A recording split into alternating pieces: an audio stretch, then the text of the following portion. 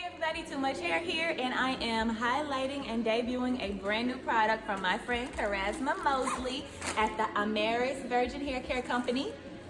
She had her launch party this weekend and it was so much fun. She had the comedians out, she had the models out, we had a wonderful time, and the food was good too. So I purchased her brand new razor, and I purchased it because it's so sexy. You have this cute pouch, and you know, bitches love displays.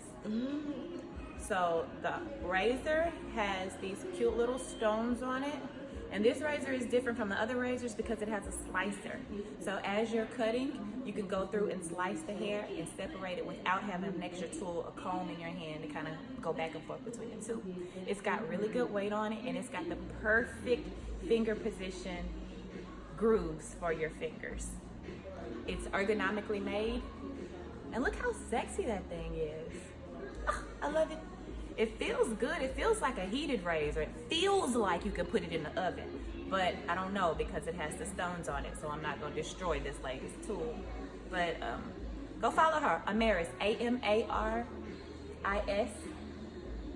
Go check out some hair. Go check out some tools.